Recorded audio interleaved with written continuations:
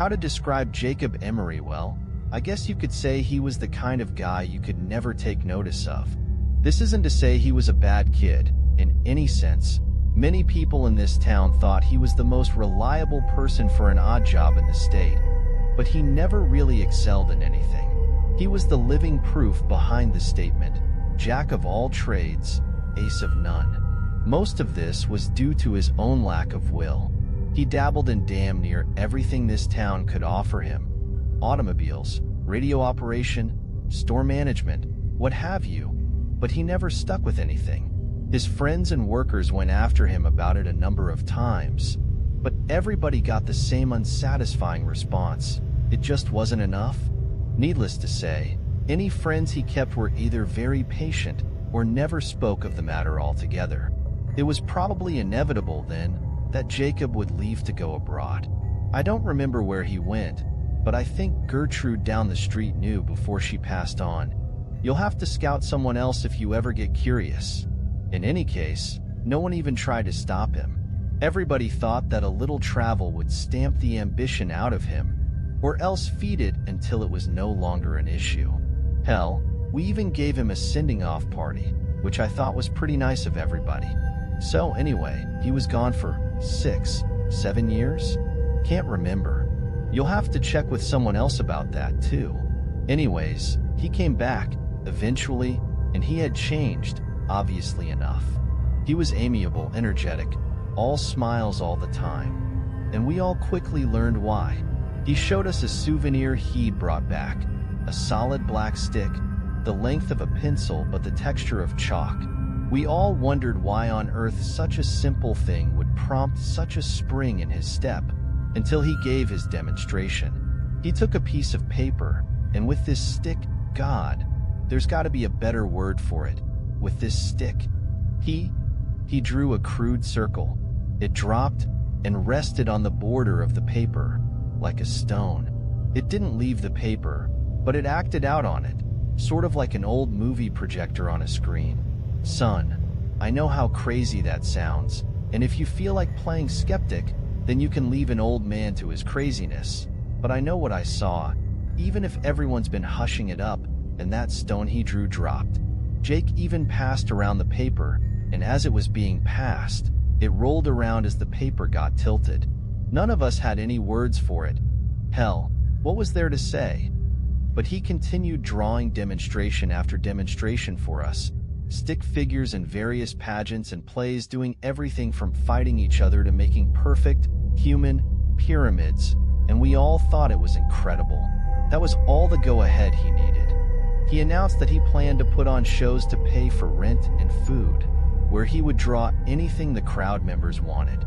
That we talked to some length about, and he eventually convinced us that it would be safe, his drawings ethical, the practice lucrative and unique, and the attention would not go anywhere outside of the town's borders. Poor Jacob. If I'd not been so swept up in the moment, I might have read the signs right then and there, and saved the sorry son of a bitch by snapping the terrible thing in half. But I was younger, we all were, and we saw no problem with encouraging him with what we all saw as an incredible experience to be shared with everyone else. Now, he didn't have any big radio or television connections, mind you, and the internet wouldn't come around for another decade. So he did what all people on a shoestring budget do. He advertised his show with flyers.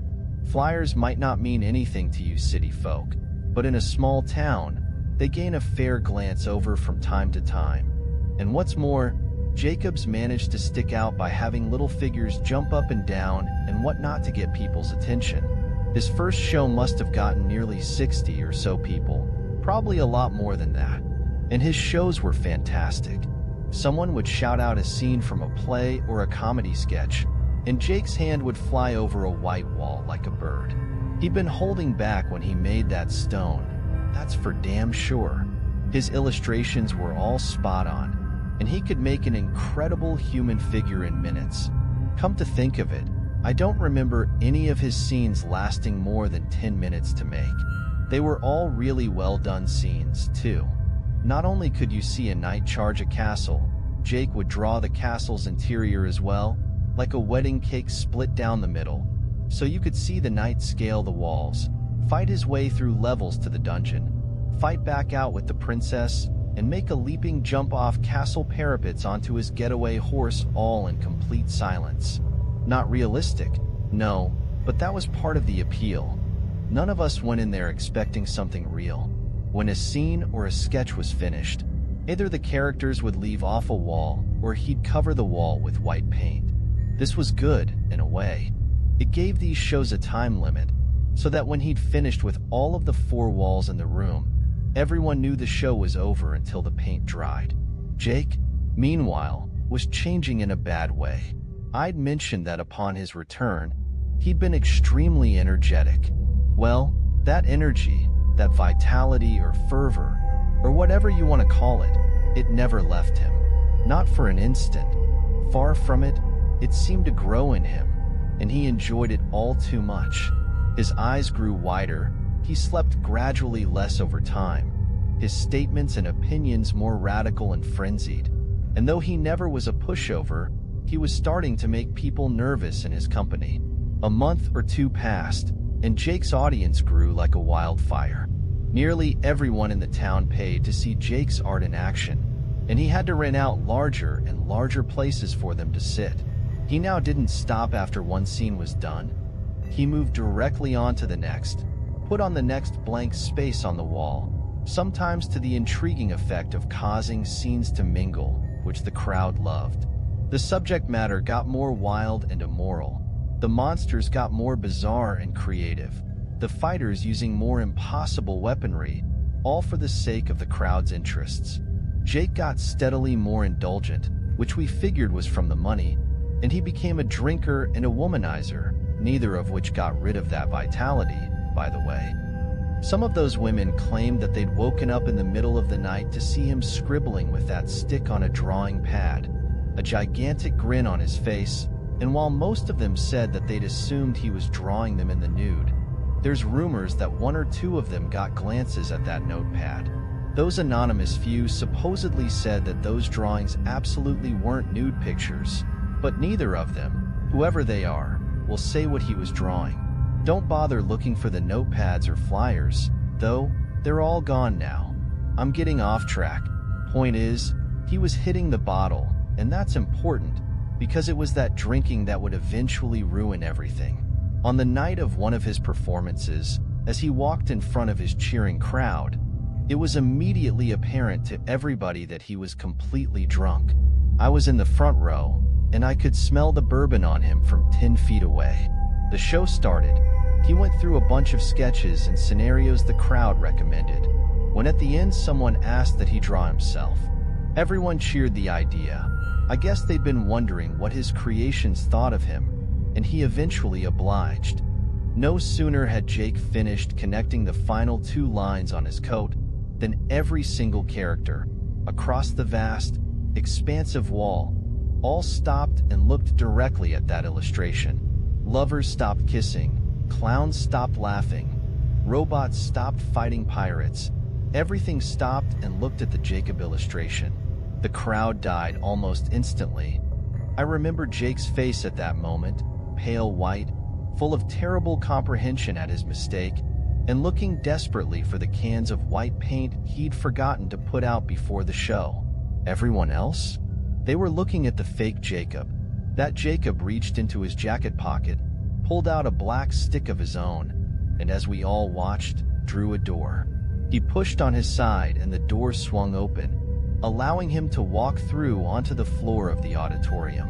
The rest was an absolute hellish pandemonium. People screamed and ran for the exits as Jacob's characters, both those currently on the wall and those which had previously left before being covered up, ran out of their own exit, throwing pies, shooting lasers, blowing fire and poison, and the impossible. I was near enough the exit to escape, and gave only one backwards glance. The scene will haunt me forever. Jacob Emory was being dragged by his creations, kicking and screaming, through the door his copy had made. The auditorium burned down, obviously enough, but I have no idea how many characters escaped, what happened to the fake Emory, or how many people died. The fire brought the fire department from the nearest cities up to over 100 miles away. They in turn brought the police force, which brought the government, which hushed up everything.